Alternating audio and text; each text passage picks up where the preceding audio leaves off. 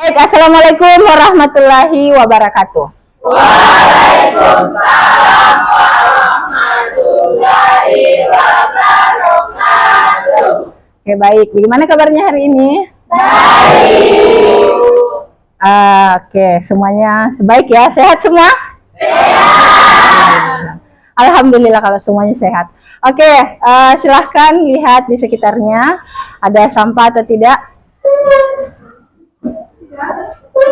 Bersih ya? Oke, bersih. Oke, silahkan berdiri semua dulu. Kita lihat kerapiannya kalian. Apakah sudah rapi semua? Iya, sudah. Oke, silahkan duduk kembali. Oke, kalau semuanya sudah rapi, sudah bersih, cantik-cantik, ganteng-ganteng nih semua, Dik. Oke, kemudian ketua kelas yang mana? Silahkan dipimpin temannya untuk berdoa. Teman-teman, sebelum kita mulai belajar, marilah kita membaca doa. Berdoa dimulai.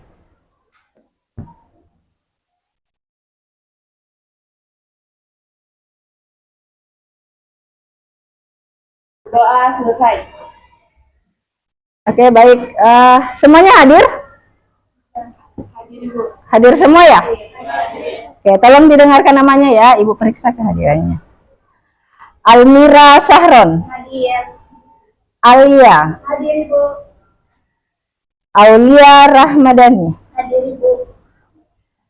Dedi Prasetya. Hadir, Ibu. Ferni. Hadir, Bu. Mana Ferni? Oh ya. Gefira Nur Fatima. Hadir, Ibu. Gita Ayu Rahmadani. Hadir, Ibu. Oke. Hafiza. Kamila Lutfiani. Humaira Aziza Putri. Hadir, Ibu. Lovely Alia Lapase. Muhammad Catur Paripurna. Hadir. Sakit? Sakit apa dia? Demam. Sudah berapa hari tidak masuk? 3. 3 hari. Oke. Muhammad Azril Akbar. Hadir, Bu. Muafikur Rahman. Hadir, Bu. Muhammad Syafiq Ikhwan. Hadir, Bu. Mujahidah Salsabila. Hadir, Bu. Meilani Aisyah. Hadir, Bu. Mazaya Agnia. Hadir, Bu. Najla Mutia. Hadir, Bu. Nazwa Ainun Latifa. Hadir, Bu. Nisa Nudiani. Nur Jannah. Nur Hasfina. Hadir. Naswa Ramadhani. Putri Nur Afifah. Sakit? Sakit apa dia? Masuk rumah sakit, Ibu. Kapan? Tadi. Oh tadi. Tapi tadi sekolah. Regita Damayanti. Siti Mufida. Sayyid Muhammad Ibrahim. Sakit. Sakit juga. Banyak ya temannya kalian sakit. Yang ke-8 telah selesai. Muhammad Putra Fajar. Hadir, Ibu. Muhammad Hairul Azam. Sakit. Sakit apa ini Muhammad Hairul Azam? Silakan kan, Ibu. Hah? Kapan? Tahu, Ibu. Muhammad Ridho. Ada Muhammad Ridho? Itu kayaknya sama Arul juga kecelakaan, Ibu. Kenapa juga dia ini? Masya Allah. Aulia Putri. Mana Aulia Putri? Oh ya. Aura Rahmadani. Muhammad Ghazali Akbar. Hadir, Ibu. Oke, baik. Banyak temannya yang sakit ya. Kita doakan semoga temannya cepat sehat, kembali ke sekolah lagi. Oke, baik. Baik, sebelum kita masuk materi, kita menyanyikan salah satu lagu wajib nasional dulu ya.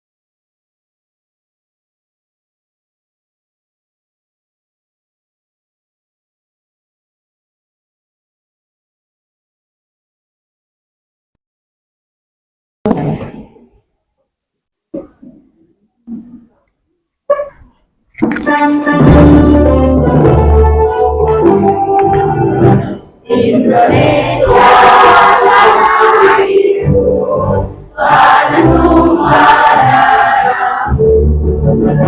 Di sana aku berdiri, berdipandu ibu.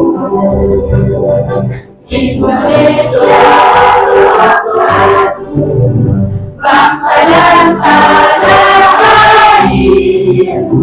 Marilah kita bersatu, Indonesia bersatu. Hiduplah aku, hiduplah negeriku, bangsaku, rakyatku semua. Bangga jiwanya, bangga badannya, untuk Indonesia Raya. Indonesia Raya, merdeka, merdeka, tanahku, negeriku yang ku cinta. Indonesia Raya, merdeka, merdeka, hiduplah Indonesia Raya. Indonesia Raya, merdeka, merdeka, tanahku, negeriku yang ku cinta. Indonesia Raya, merdeka, merdeka, hiduplah Indonesia Raya. Silakan duduk kembali.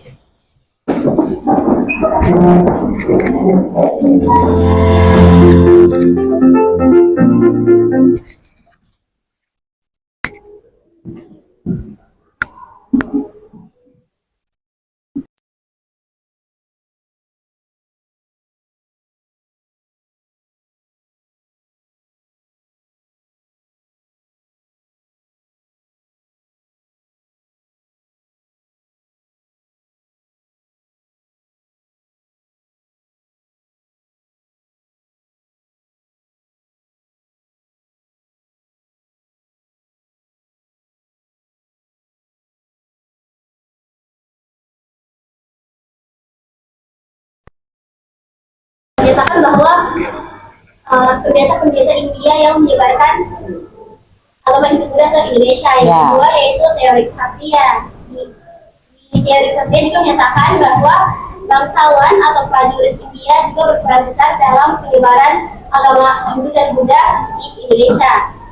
Yang ketiga yaitu teori Vaishya, menyebutkan bahwa pedagang India juga mempunyai peran besar dalam penyebaran agama atau ajaran yang mereka anut. Sedangkan yang terakhir yaitu teori arus balik.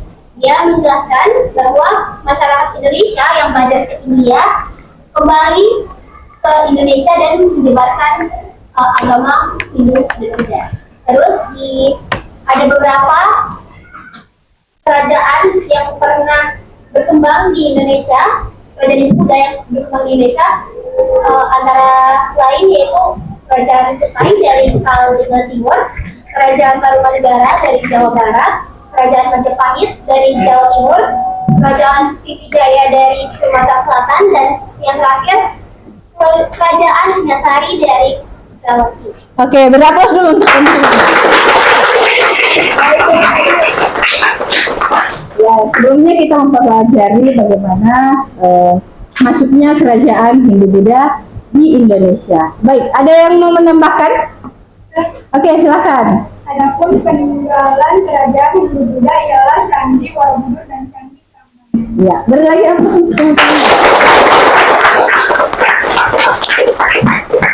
Ya, peninggalan kerajaan Hindu-Buddha itu terdapat juga Candi Borobudur dan Candi Prambanan.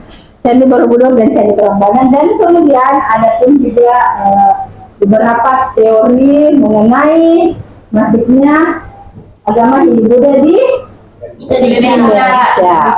Baik.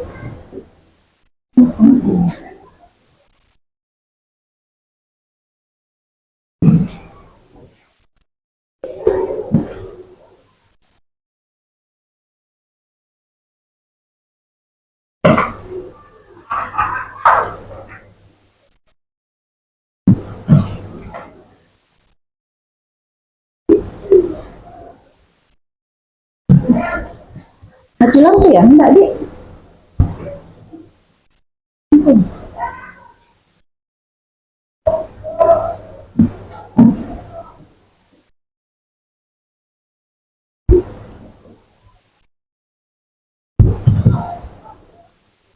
Ada yang tahu pasang ini fokus?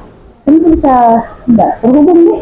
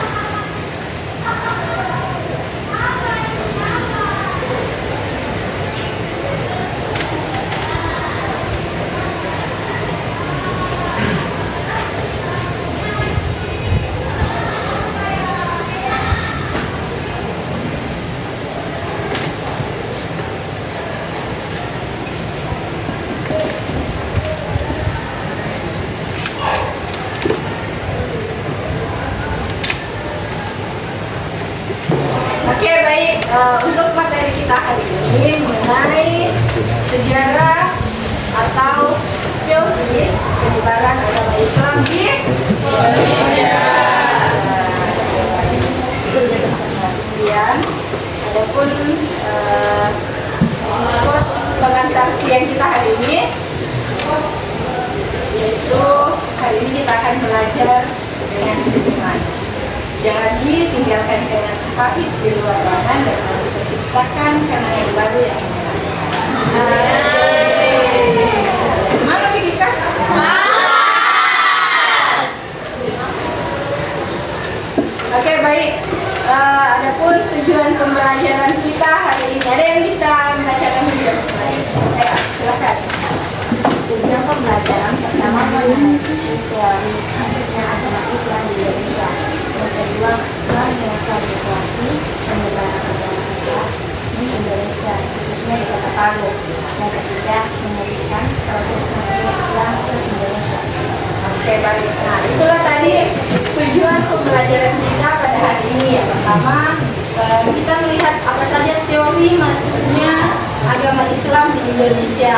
Kemudian yang kedua yaitu bagaimana sih penyebaran agama Islam di Indonesia, khususnya di Kota Palu. Dan yang terakhir yaitu kita melihat bagaimana kita menyajikan bagaimana proses masuknya Islam ke Indonesia. Baik, sebelum kita masuk pada tujuan materi ini, Ibu mau bertanya, bagaimana sih, apa sih yang kalian ketahui mengenai penyebaran agama Islam di Indonesia? Ya, Bu. Oke, Syafiq, silakan Syafiq. Menurut saya, Bu, Ya. penyebaran di Indonesia itu ada salah satunya, contohnya yang saya tahu, Nah, ya. yaitu lewat perdagangan atau bisa dibilang lewat laut. Oke, jadi masuknya agama Islam ke Indonesia itu melalui jalur perdagangan, jalur maritim dan laut perdagangan. Oke, oke. Selanjutnya ada yang bisa menambahkan? Oke, silakan. Teori masuknya Islam ke Nusantara itu ada 4. Ya. Yang pertama, teori Tujaran atau teori India. Ya. Yang kedua ada teori Arab. Yang ketiga ada teori Persia. Dan yang keempat ada teori Cina. Oke, beri aplaus dulu untuk teman-teman. Oke,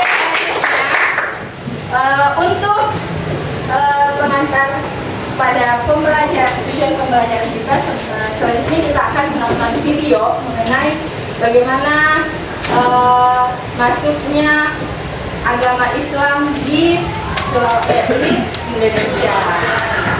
Tolong disimak ya. Nanti agak lama ini kan secara jaringan.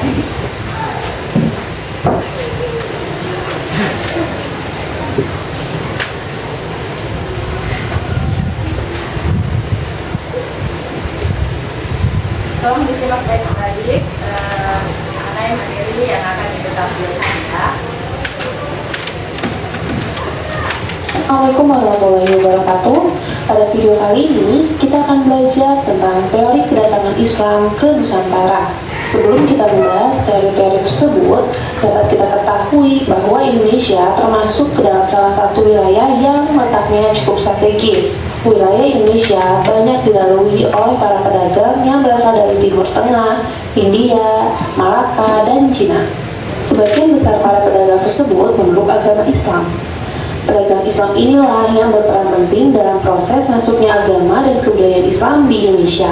Meskipun demikian, banyaknya perdebatan mengenai kedatangan Islam di Indonesia itu mencakup 3 masalah pokok. Yang pertama yaitu dari mana sih tempat asal kedatangan Islam bisa masuk ke Indonesia? Lalu siapa yang membawa agama Islam untuk pertama kalinya? Dan juga kapan ya Islam itu masuk ke Nusantara atau ke Indonesia. Dengan adanya beberapa perdebatan tersebut, kedatangan Islam di Indonesia memunculkan berbagai teori. Mari kita bahas dalam video berikut ini.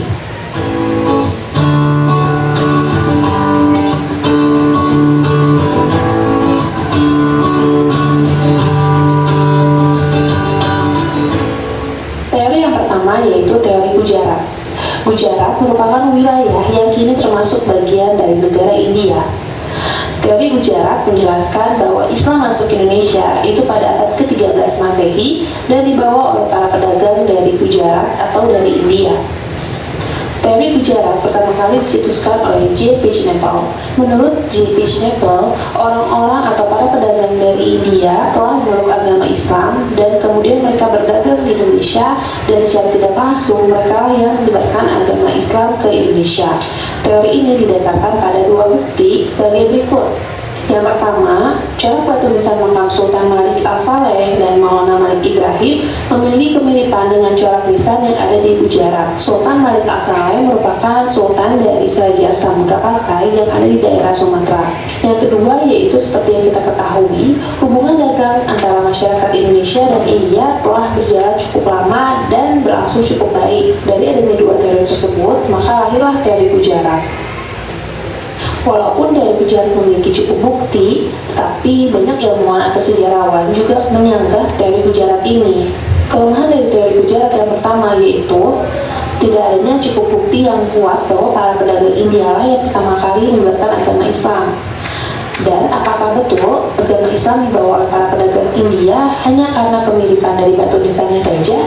Kemudian yang kedua, pada abad ke-7 sampai dengan abad ke-13 Masehi, pengaruh Hindu dan Buddha masih kuat di wilayah Gujarat ataupun India.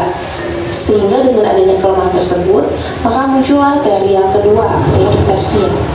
Teori Persia mengatakan bahwa agama Islam masuk ke Indonesia pada abad ke-7 Masehi. Persia sendiri merupakan wilayah bagian dari negara Iran. Para pedagang dari Persia inilah yang pertama kali menyebarkan agama Islam menurut teori Persia. Teori Persia juga didukung oleh beberapa bukti. Bukti yang pertama yaitu adanya kesamaan budaya antara budaya yang berkembang di Nusantara dengan budaya yang ada di Persia. Kebudayaan ini yaitu adanya kesamaan dalam memperingati 10 Muharram atau Asyura. Hal ini serupa dengan tradisi Tabut di Bengkulu dan tradisi Tabwik di Sumatera Barat. Selain itu, adanya penyerapan dan penambahan kosakata bahasa Persia ke dalam bahasa Melayu. Meskipun memiliki beberapa kelebihan, namun ada sebagian ahli yang masih melakukan bukti-bukti terkait masuknya Islam dari Persia.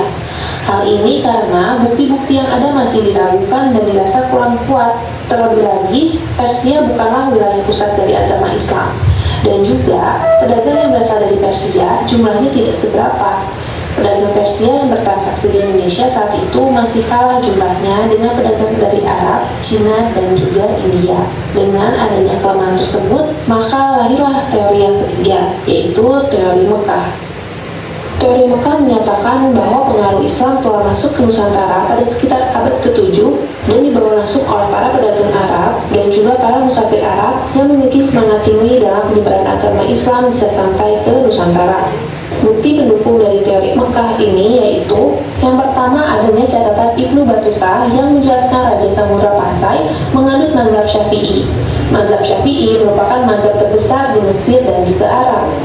Selain alasan kesamaan mazhab, Buya Hamka juga melihat bahwa gelar Raja-Raja Samudra Pasai adalah Al-Malik, bukan Syah atau Khan seperti yang terjadi di Persia dan India. Di samping itu, pada abad ke-13 telah terdapat ulama-ulama Jawa yang mengajarkan tasawuf di Mekah.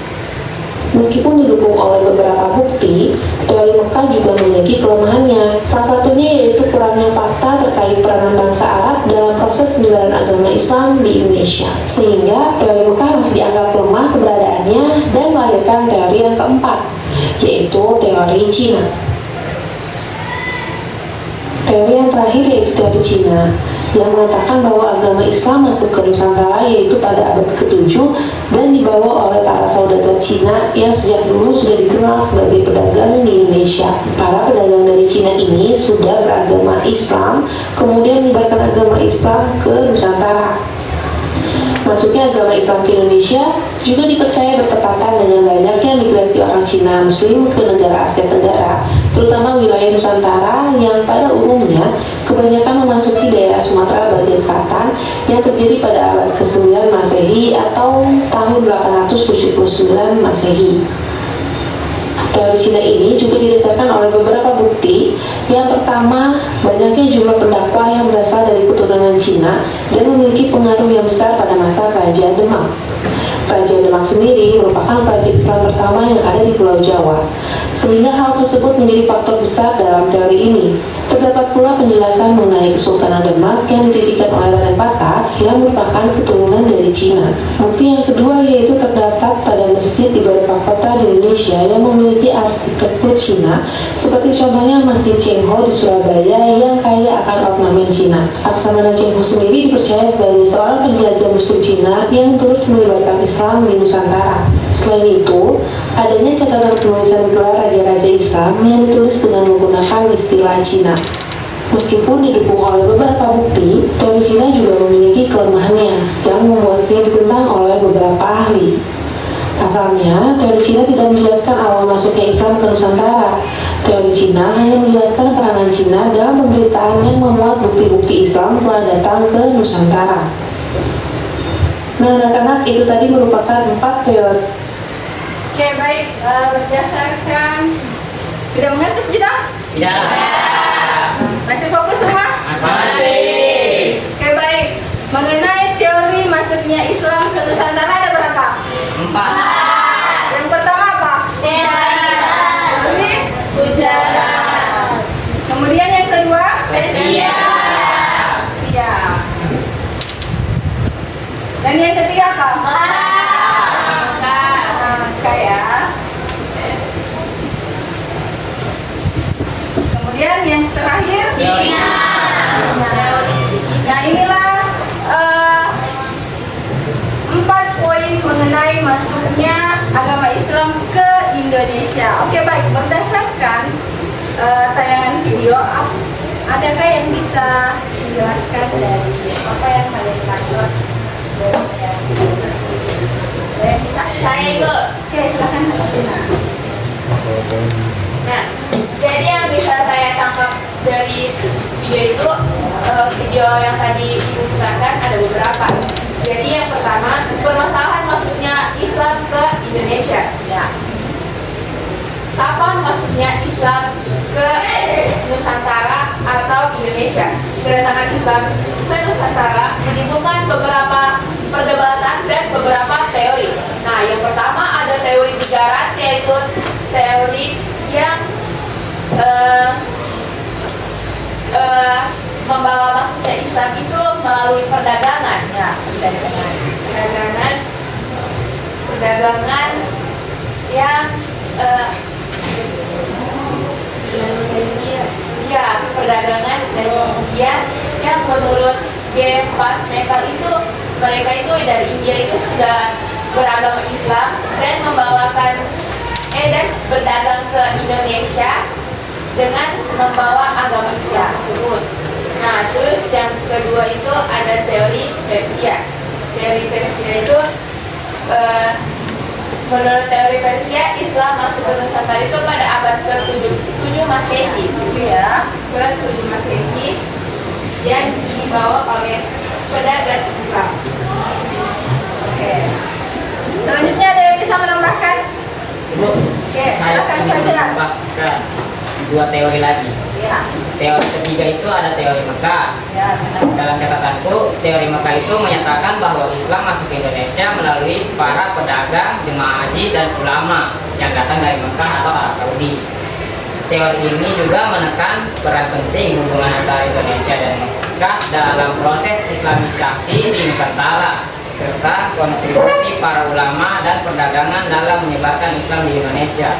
Saya lupa tulis tahunnya berapa. Oke, Ada baik. juga teori yang keempat, Ya. teori Cina. Nah, Teori Cina menyatakan bahwa Islam masuk ke Indonesia melalui interaksi dengan perdagangan, sama kayak yang teori-teori sebelumnya juga. Dan pelaut Cina yang beragama Islam, terutama pada abad 13 hingga 15. Terima kasih. oke, beri aplaus dulu untuk penjelasan.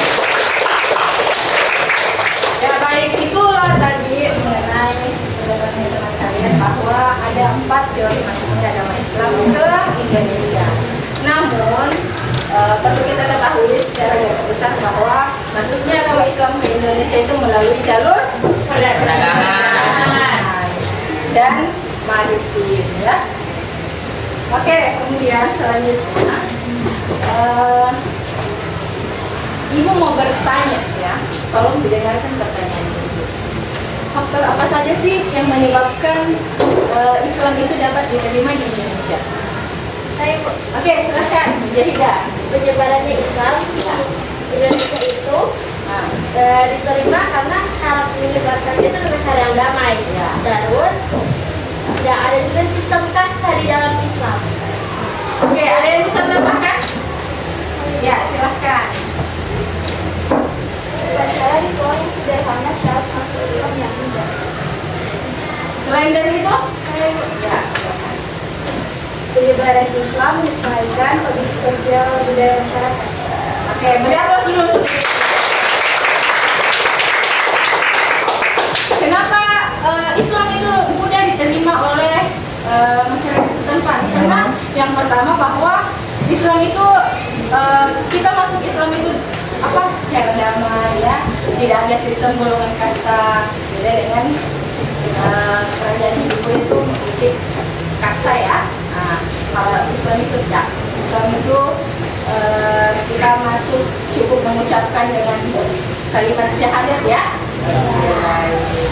Oke, selanjutnya kita speaking dulu, akan berpikir. Oke, sebelumnya kalian pernah bermain clue-nya berhitung. Ibu kasih contoh, ya.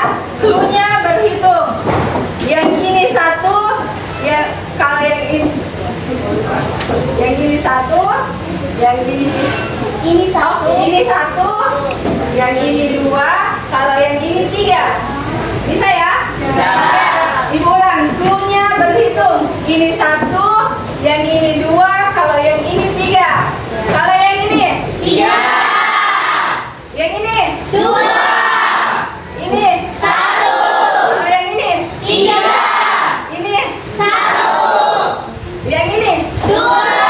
Oke, semuanya fokus, ya. Baik, tepuk tangan untuk kita.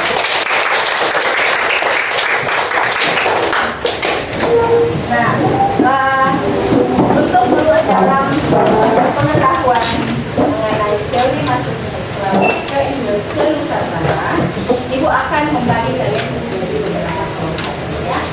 Kemudian tambahan dari tugasnya Ibu, kalian mencari teori apa saja yang cocok mengenai kebudayaan yang ada di Kota Palu, ya. Sampai di sini ada yang mau ditanyakan? Ada? Ada, Ibu. Ya, silakan. Tidak ada. Oke, baik. Baik, Ibu bagikan LKPD-nya. Silahkan ditanyakan dan ditanyakan kalau ada yang mau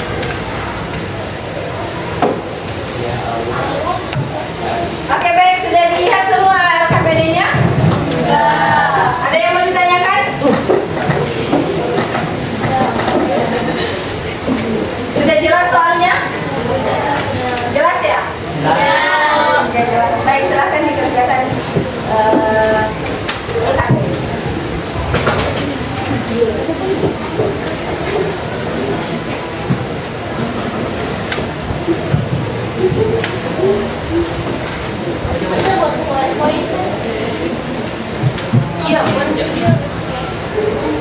ini saya buat sama pengen dipakai. Tapi udah salah. Nanti kita fix PowerPoint. Oke.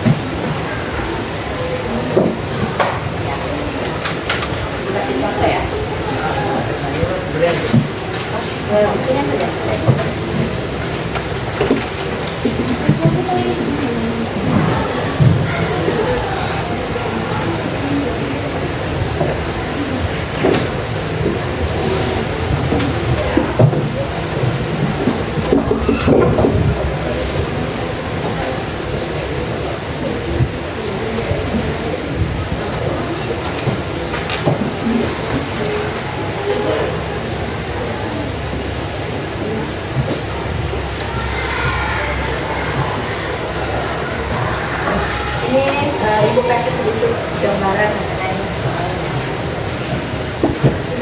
ya.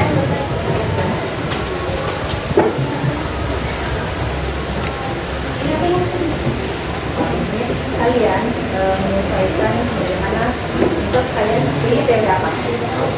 Dari Persia itu kalian sesuaikan dengan budaya yang ada di misalnya dari Persia memperingati dengan 10 Muharram. Nah, bagaimana perayaan 10 Muharram itu? Ya.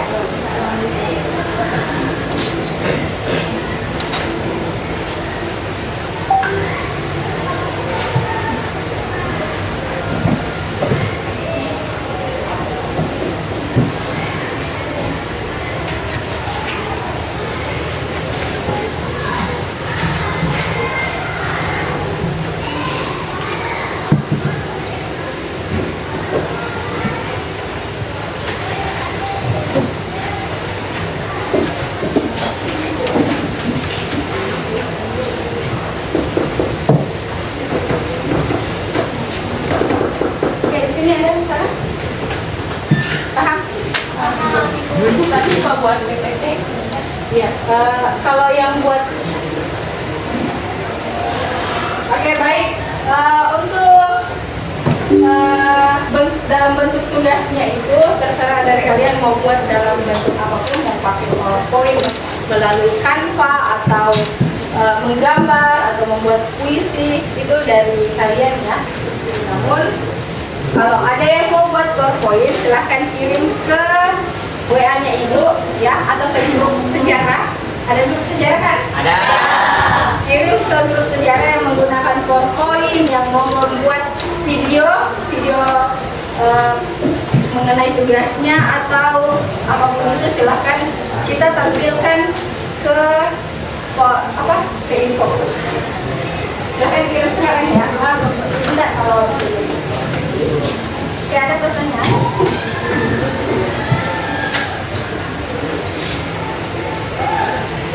Ada pertanyaan? Mana ada pertanyaan?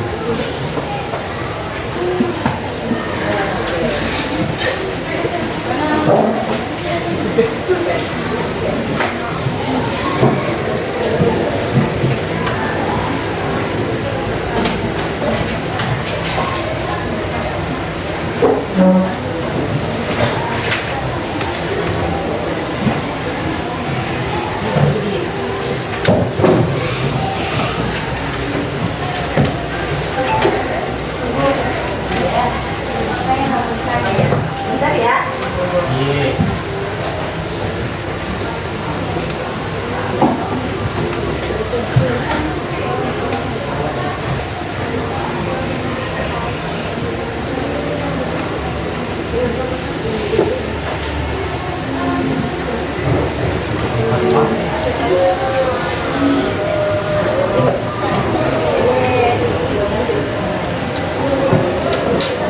Kalau ada yang mau ditanyakan. Ya, kenapa kelompok dua ya? Ya. Kenapa itu? Yang tugas tadi ya? Oh, oke. Teori Mekah kalian dulu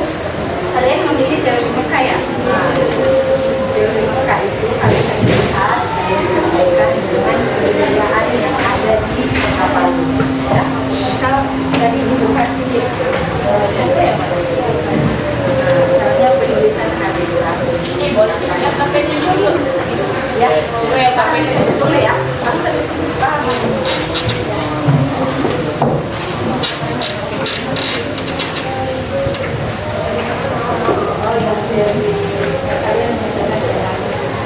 Kalian pilih teori apa? Kayak teori bicara gitu. Oke, teori bicara. Teori bicara itu kalian bisa teori bicara dengan sesuaikan dengan kebudayaan yang ada. Berarti harus ada contoh. Iya, Pak. iya. Bagaimana sih itu kebudayaannya kalian sesuaikan dengan teori yang kalian pilih? Jangan ya. Di sini mau buat dalam bentuk apa dulu? Silakan pilih dulu ya. Kirim nomornya ibu kan? Iya, nomornya ibu atau huruf sejarah juga boleh. Di sini mau buat apa? Pembelajaran ya.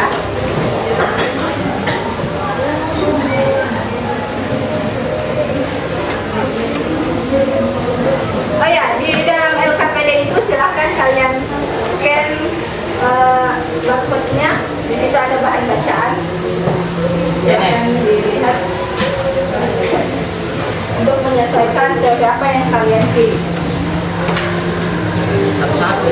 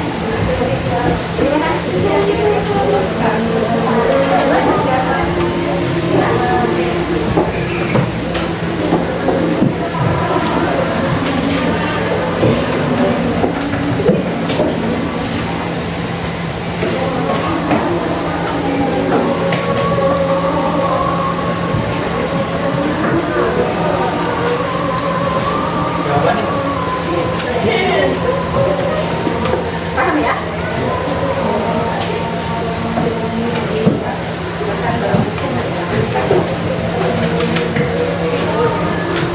Oke, ada yang sudah selesai? Belum ya? Susah ya soalnya? Soalnya tidak susah. Jawabannya yang susah.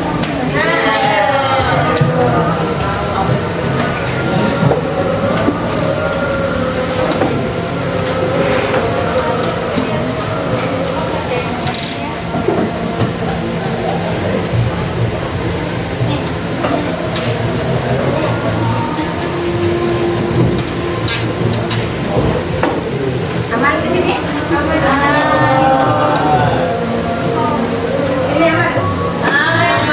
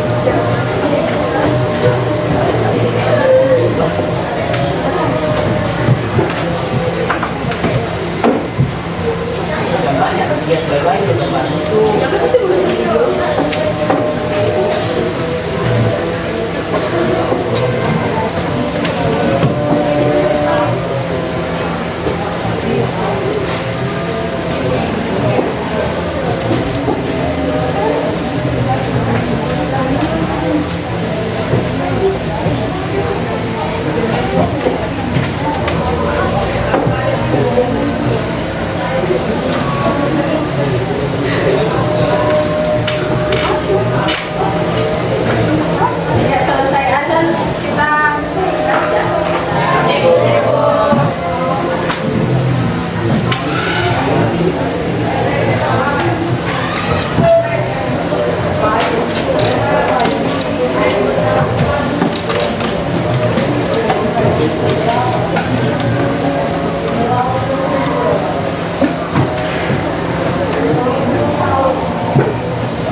Jadi yang naik presentasi itu silahkan ditunjuk siapa temannya yang akan presentasi. Kemudian siapa yang akan jadi moderatornya.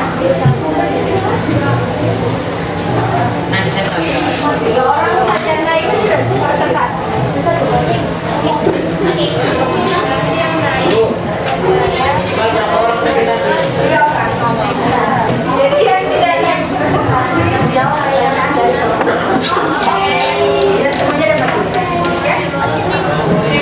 Ini bedanya ya, yang tidak naik presentasi kalian jawab pertanyaan dari orang lain. Ya? Bisa ya? Jadi tentukan siapa moderator, siapa yang membacakan materi, siapa yang menjawab, siapa yang menjawab.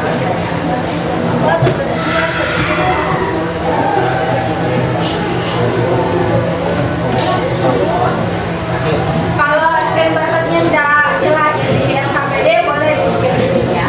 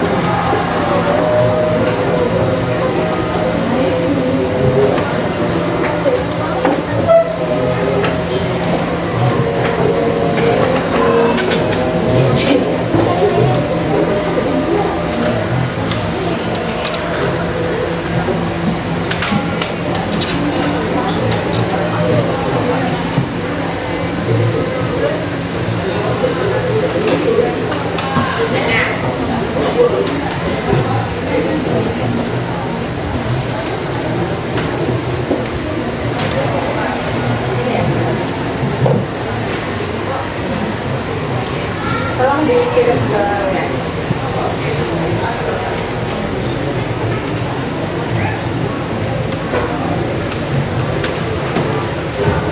Sudah selesai? Sudah selesai? Oke, ada yang belum, ada yang sudah ya.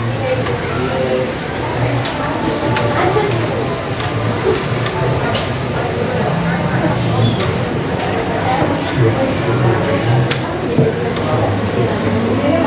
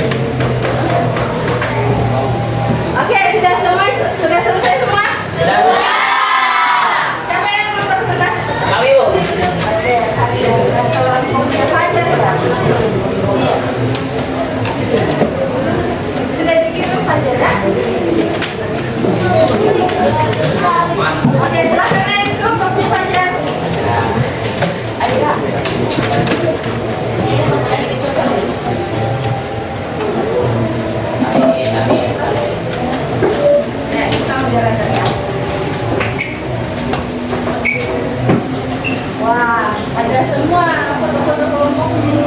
Yang ikut kelompok juga ya. Ini perkenalan teman Oh, ya. kita. Assalamualaikum warahmatullahi wabarakatuh.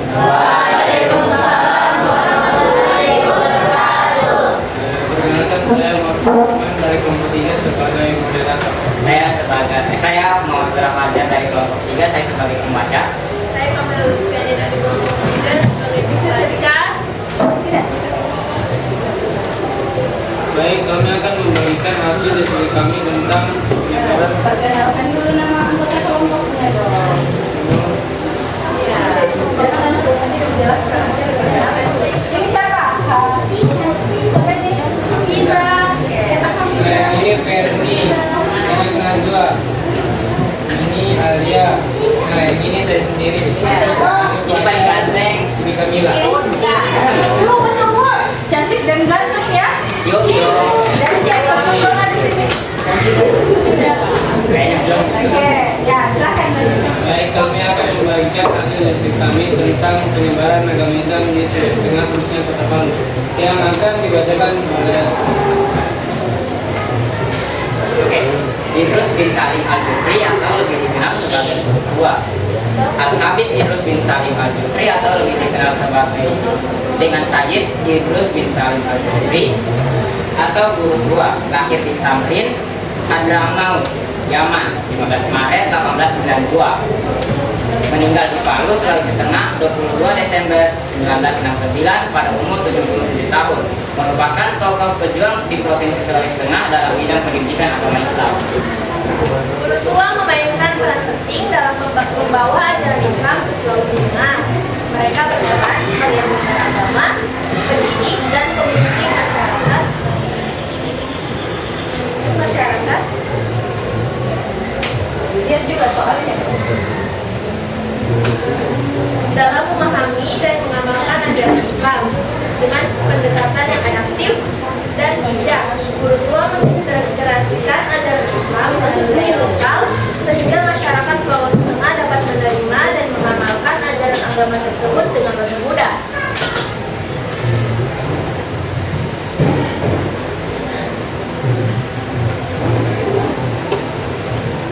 Soal kedua. Nah, ini kalian pilih teori apa? Ada juga kebudayaan Muharram dan 10 Muharram di Kota Palu menurut teori Persia.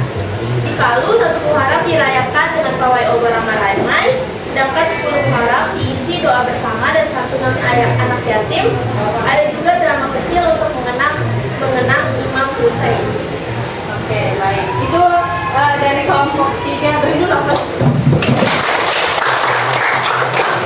Ya, kelompok 3 memilih teori Persia yang dimana menyesuaikan dengan kebudayaan yang ada di Kota Palu, seperti perayaan pawai obor ya. Ya. Oke, selanjutnya moderator silakan dibuka sesi tanya jawab. Ada yang ingin bertanya?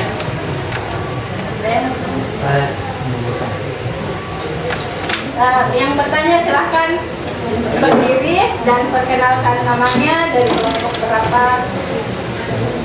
Perkenalkan, nama saya Muhammad Rizal Jafar dari kelompok 2.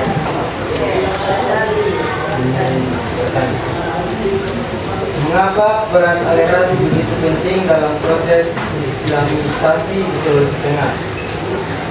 Pak?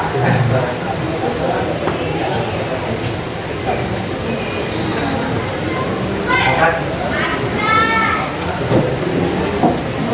Oke, saya akan menjawab pertanyaan dari kelompok 2.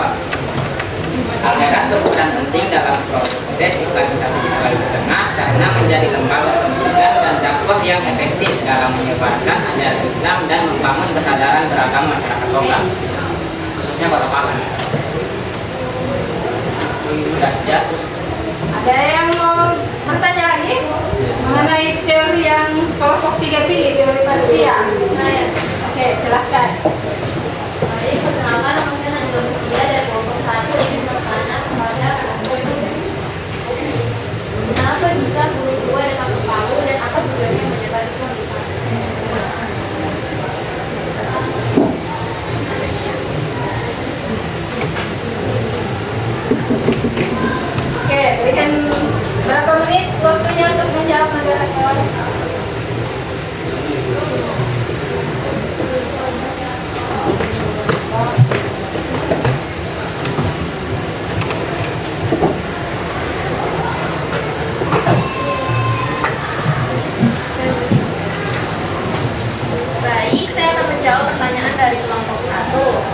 Kenapa bisa guru tua datang ke Palu dan apa tujuan menyebarkan Islam di Palu? Guru tua datang ke Palu untuk menyebarkan Islam dan memberikan pendidikan agama dengan tujuan meningkatkan kesadaran beragama dan membangun komunitas muslim yang kuat. Apakah jelas? Terima kasih telah mendengarkan presentasi dari kami. Oke, sudah ada 2 pertanyaan. Ada lagi yang mau bertanya? Sudah ada Ibu. Sudah ada Ibu. Oke, silakan Ibu. Baik, saya Iri. Assalamualaikum warahmatullahi wabarakatuh. Waalaikumsalam warahmatullahi wabarakatuh.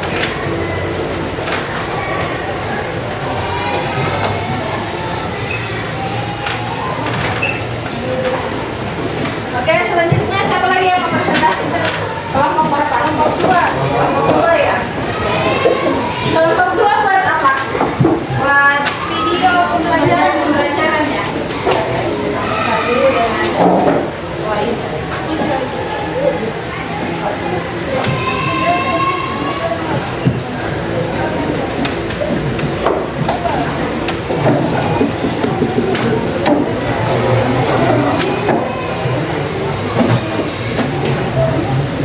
Sabar ya, Ibu sambungkan dulu dengan next pakai yang kelompok 2. 3 orang ya? Siapa moderator? Saya. Oke. Kalian buat dalam bentuk PowerPoint ya? Sudah dikirim ke yang Ibu?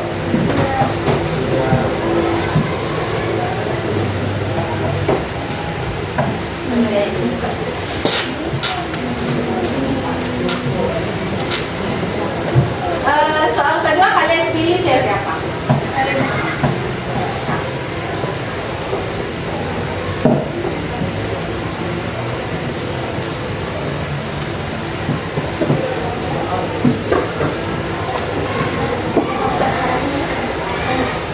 Kami pilih dulu ya.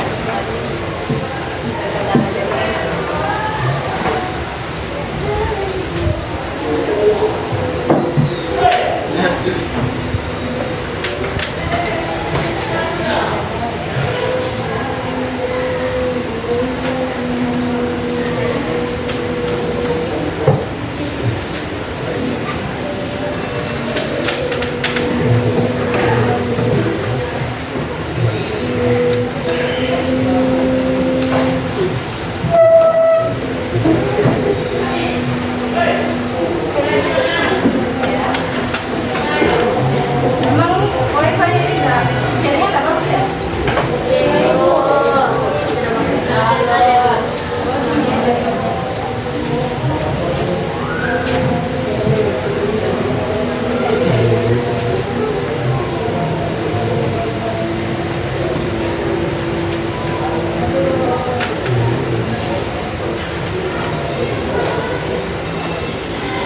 Ini bentuk PowerPoint tapi voice note suaranya kayak.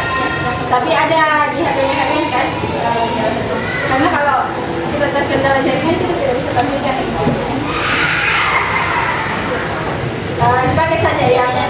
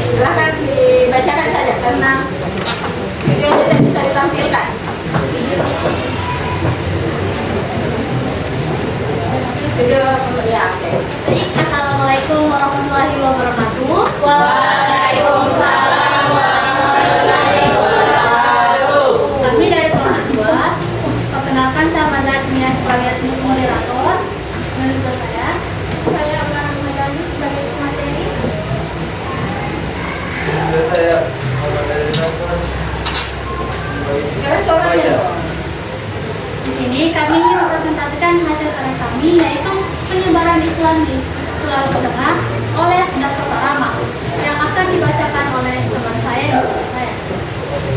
Baik, di sini saya akan menjelaskan penyebaran Islam oleh Dato' Rama.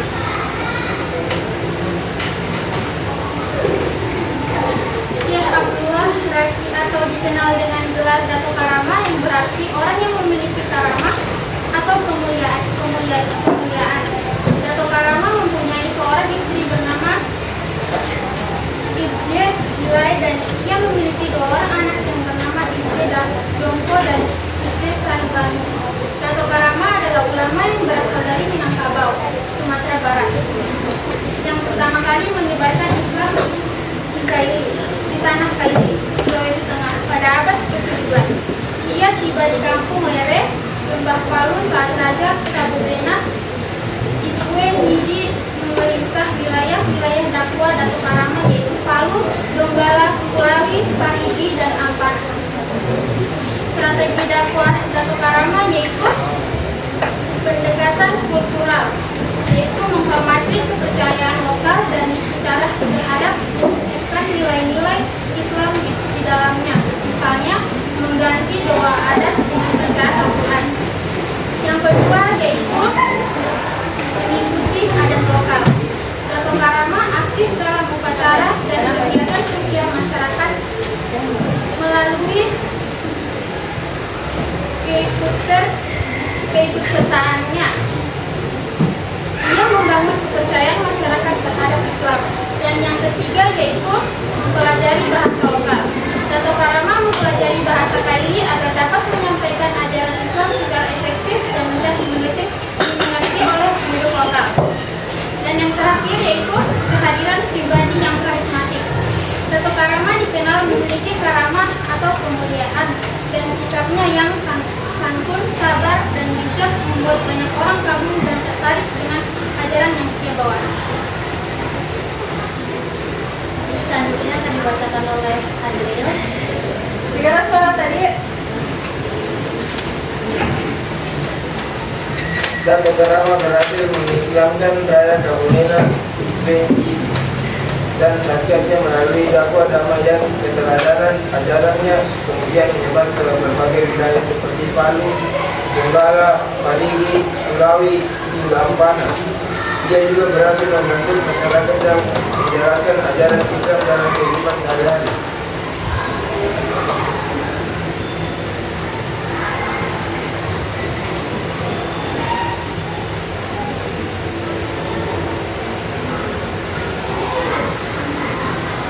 Dato' Karama berhasil mengislamkan Raja Kabunena Ibuen Jili dan rakyatnya melalui dakwah damai dan keteladanan. Ajarannya kemudian menyebar ke berbagai wilayah seperti Palu, Donggala, Parigi, Kulawi, hingga Ampana. Dia juga berhasil membentuk masyarakat yang menjalankan ajaran Islam dalam kehidupan sehari-hari dan meletakkan fondasi awal perkembangan Islam di Sulawesi Tengah yang masih bertahan hingga kini. Salah bentuk penghormatan atas jasa-jasanya, pemerintah Kota Palu menamai salah satu perguruan tinggi Islam dengan nama UIN, Dato' Karama Palu. Baik, kesimpulan dari materi tadi yaitu soal kedua sudah dibacakan. Adapun teori yang kami pilih yaitu teori bekas yang akan dijelaskan sama kawan saya. Teori bekas yaitu kaligrafi Arab di rumah-rumah masyarakat Palu yang mencerminkan pengaruh Islam yang kuat dan mendukung teori buka, yaitu bahwa Islam masuk langsung dari Timur Tengah. Kaligrafi berisi ayat Al-Quran atau lafaz tauhid menunjukkan adopsi nilai-nilai Islam yang murni. Gaya dan penggunaan kaligrafi juga mencerminkan pengaruh ulama lokal yang belajar ke Mekah, serta menjadi simbol identitas dan religiusitas masyarakat. Dan kesimpulannya yaitu penyebaran Islam di Sulawesi Tengah, khususnya Lembah Palu, sangat berpengaruh oleh peran Dato' Karama. Seorang ulama asal Minangkabau, Minangkabau, ia berdakwah pada abad ke-17 dengan pendekatan damai dan menghormati adat masyarakat suku Kaili. Sikapnya yang persuasif dan partisipatif membuat Islam diterima tanpa konflik. Baik, sekian. Saya ingin membuka sesi pertanyaan. Apakah ada yang ingin bertanya? Silakan moderator. Baik, silakan. Perkenalkan nama saya Ulasri. Saya ingin bertanya kepada Bapak. Pada masa apa Dato' Karama datang ke Palu dan Dato' Karama datang ke Palu dan maksud apa? Mungkin jawabannya akan dijawab oleh teman saya yang duduk di sana. Baik, silakan. Apa tadi pertanyaannya? Baik, saya akan menjawab pertanyaan dari kelompok 1. Pada masa apa Dato' Karama datang ke Palu dan Dato' Karama datang ke Palu dengan maksud apa? Dato' Karama datang ke Palu pada akhir abad ke-16 hingga awal abad ke-17 sekitar tahun 16 ribuan. Ia adalah salah satu tokoh penting dalam proses awal penyebaran Islam di wilayah Sulawesi Tengah, khususnya di daerah Palu. Maksud kedatangan Dato' Karama ke Palu adalah untuk menyebarkan ajaran Islam kepada masyarakat setempat. Ia datang sebagai seorang mubalik atau pendakwa dari wilayah Minangkabau, Sumatera Barat, dan dikenal sebagai salah satu dari 3 dato yang menyebarkan Islam di Sulawesi Tengah. Bersama Dato' Ri Bandang dan Dato' Ri Patimang di Sulawesi Selatan, di Palu Dato' Karama berhasil mengislamkan raja dan masyarakat di sekitarnya, sehingga Islam mulai diterima dan berkembang di wilayah tersebut. Baik, sekian dari jawaban kami. Apakah penanya puas? Anda kan puas, jelas. Apakah jawaban kami jelas? Baik. Apakah ada lagi yang ingin bertanya? Baik, silakan. Perkenalkan, nama saya Nazarina Yusa dari kelompok 3. Saya ingin memberikan pertanyaan untuk kelompok 3. Apa pengaruh masuknya Islam melalui Dato' Karama terhadap budaya dan tradisi lokal di Sulawesi Tengah? Mendiskusikannya lebih dahulu. Tradisi lokal.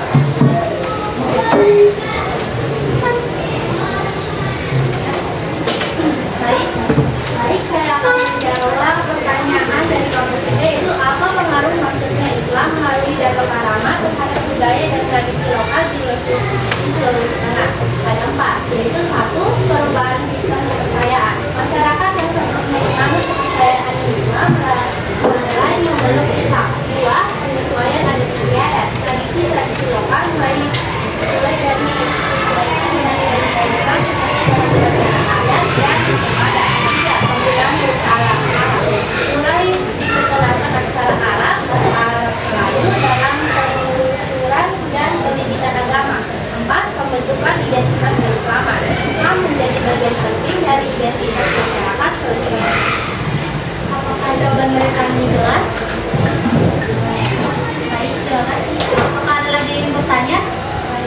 Baik, silakan. Silakan, Mbak Rasina, saya dari kelompok 10. Saya akan menanyakan, kan kalian tadi membawakan teori muka. Jadi apa budaya lokal yang dilakukan oleh masyarakat Palu yang berhubungan dengan teori muka? Sekian. Silakan diskusikan.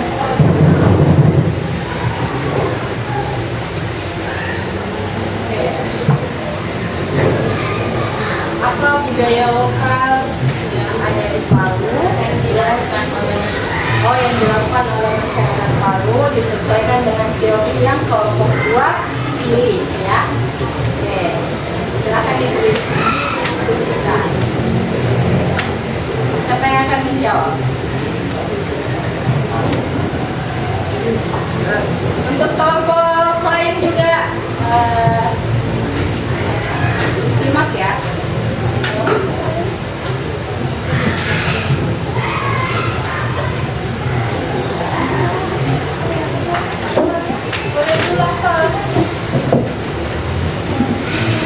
Soalnya itu apa yang dilakukan masyarakat Palu ya, yang ada di daerah budaya lokal yang dilakukan oleh masyarakat yang berhubungan dengan teori Muhammadiyah. Berhubungan dengan teori yang kalian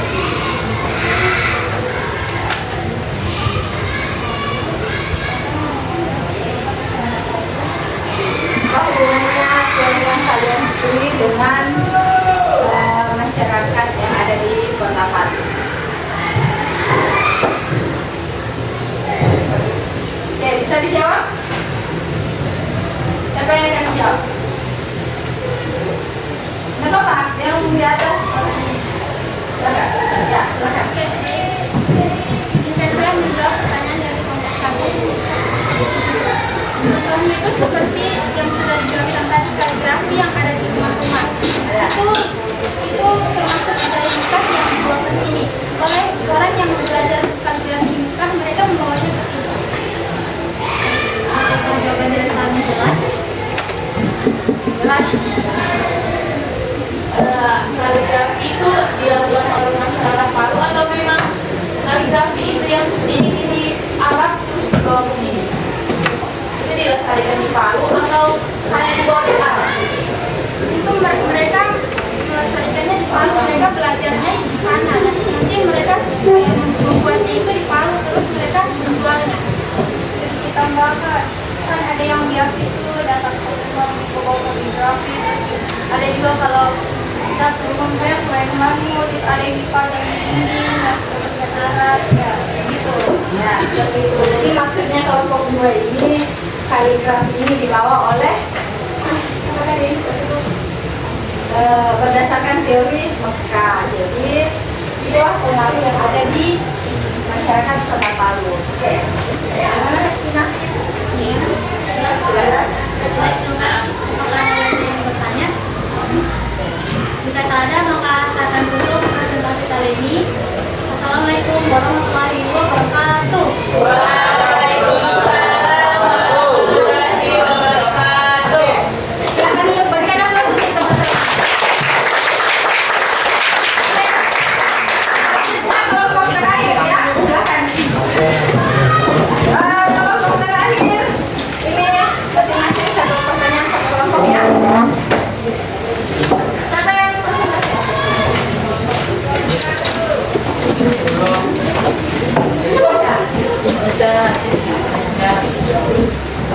Baik, Assalamualaikum warahmatullahi wabarakatuh.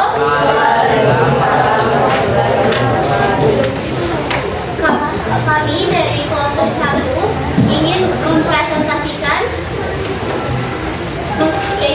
mempresentasikan mengenal salah satu ulama yang menyebarkan Islam di Sulawesi Tengah. Sebelumnya, perkenalkan nama saya Lovely Aliala Pase sebagai moderator.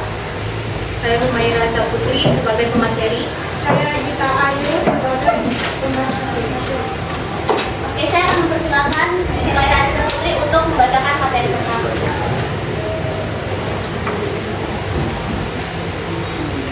Habib Said Idrus bin Salim Al-Jufri. Al-Habib Idrus bin Salim Al-Jufri atau dikenal dengan Said Idrus bin Salim Al-Jufri atau Guru Tua, lahir di Tarim, Hadramaut, Yaman, 15 Maret 1892.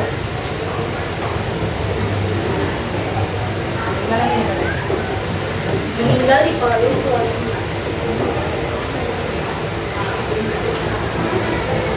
Meninggal di Palu, Sulawesi Tengah 22 Desember 1969 pada umur 70 tahun.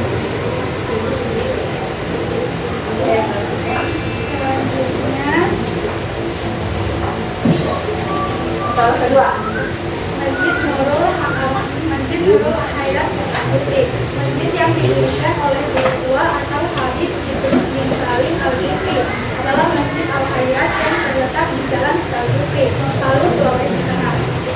Baik, mungkin itu Sekalian boleh dijawab.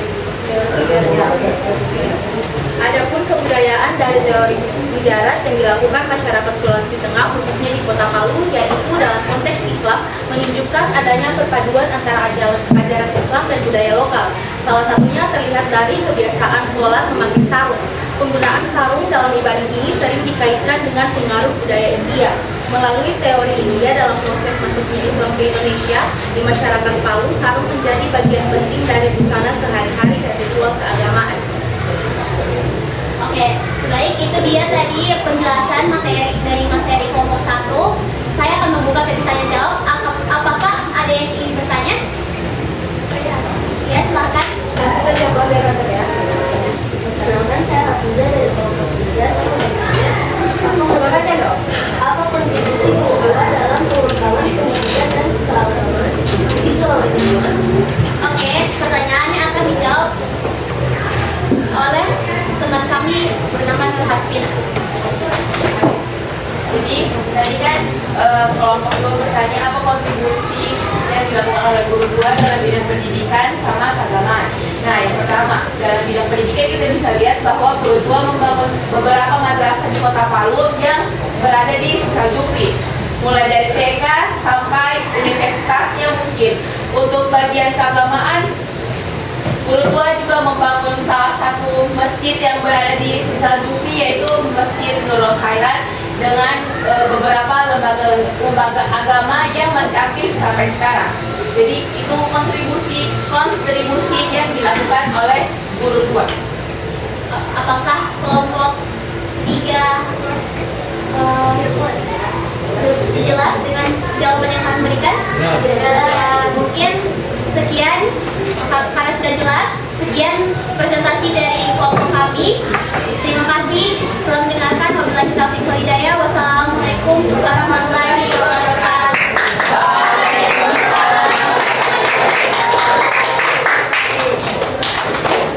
Jadi itulah bagaimana kalian sudah mengetahui bagaimana penyebaran agama Islam di Indonesia, khususnya Kota Palu, ya. Kalian juga sudah memahami teori apa yang berhubungan dengan kebudayaan yang ada di Kota Palu.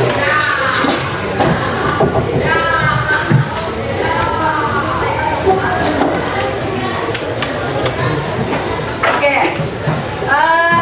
yang kelompok 3 tadi membahas mengenai teori Persia yang dikaitkan dengan kebudayaan masyarakat yang ada di Kota Palu, seperti apa tadi yang perayaan 10 Muharram, ya.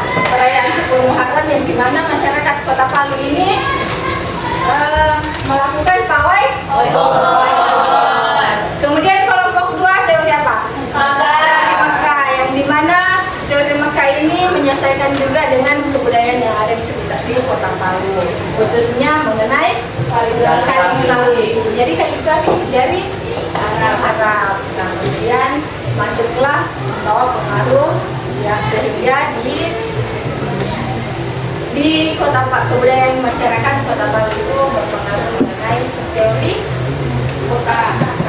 Kemudian kelompok selanjutnya teori apa? Gujarat. Nah, teori Gujarat yang dimana mereka membahas mengenai orang memakai sarung pada saat sholat, karena orang-orang Arab itu itulah yang dibawa oleh orang-orang Arab masuk ke masyarakat.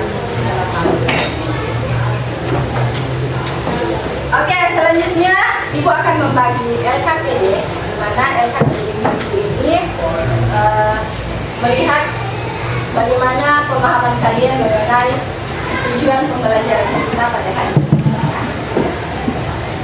Oke, silakan diambil soalnya.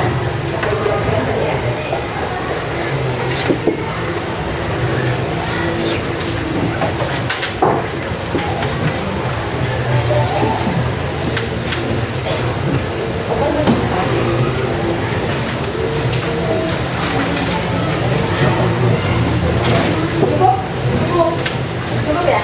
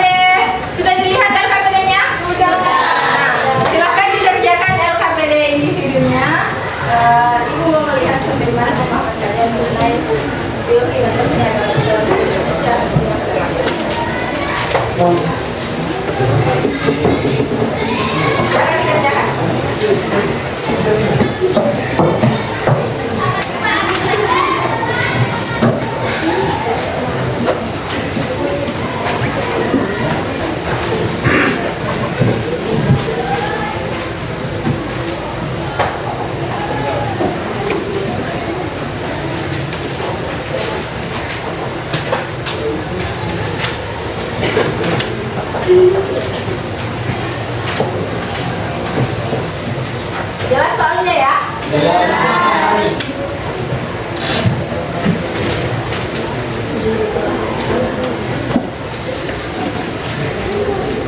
Dapat semua soal Pak?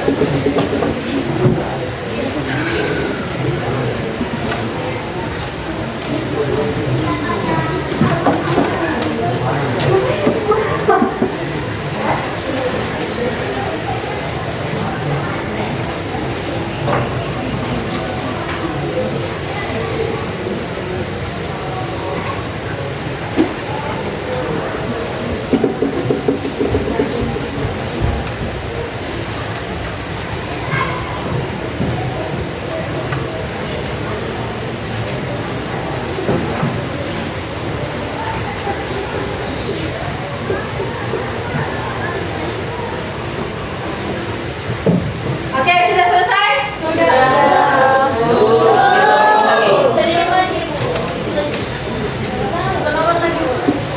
Sudah. Oke, selesai ya? Ya. Sudah? Silakan dikumpulkan.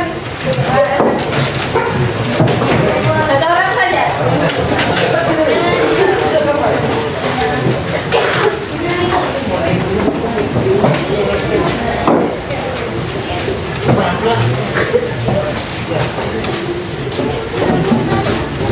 Kumpulkan ya. Oke.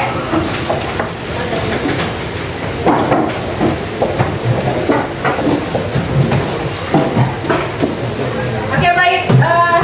Rekan-rekannya sudah dikerjakan, sudah saya bicarakan. Mengenai pembelajaran kita hari ini, ada yang bisa menyimpulkan? Saya. Ya, silakan. Siapa yang Najila? Ya, Najila. Silakan Najila. Dari teori-teori tersebut dapat disimpulkan bahwa penyebaran agama Islam di Indonesia tidak berasal dari satu sumber tunggal, melainkan melalui jalur yang beragam dan nyata.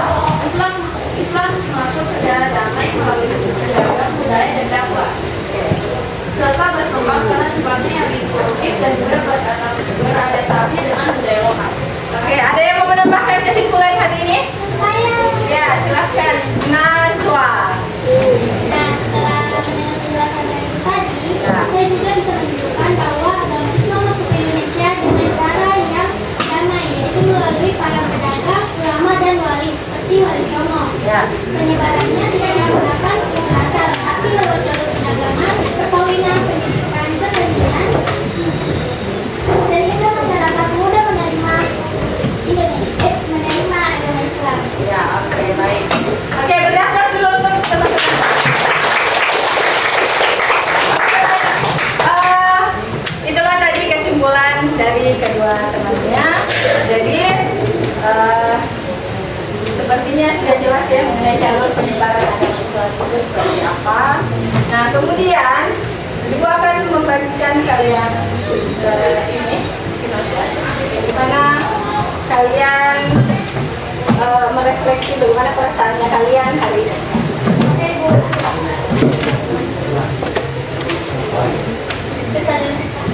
Tidak, entah dalam apa emoji, emoji atau apapun itu kata hari ini.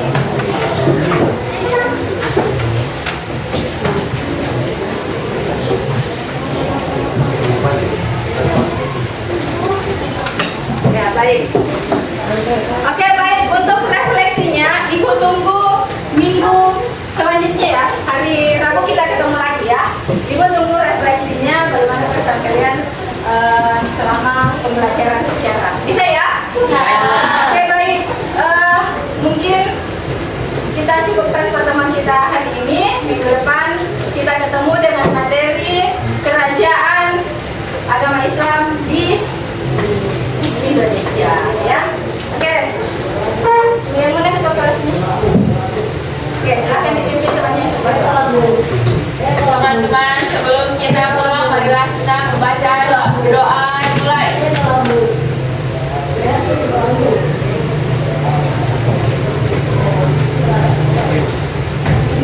Doa selesai. Oke, baik. Silakan.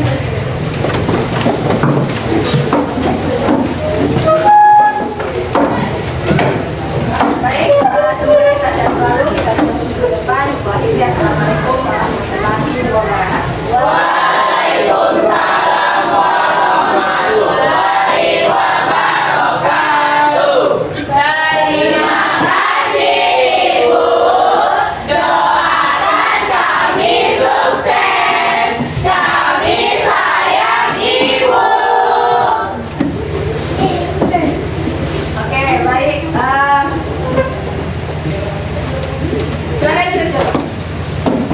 Jadi, katanya sudah duduk, kembali diingatkan bahwa jangan lupa dikumpulkan refleksinya ya. Dikumpulkan refleksinya.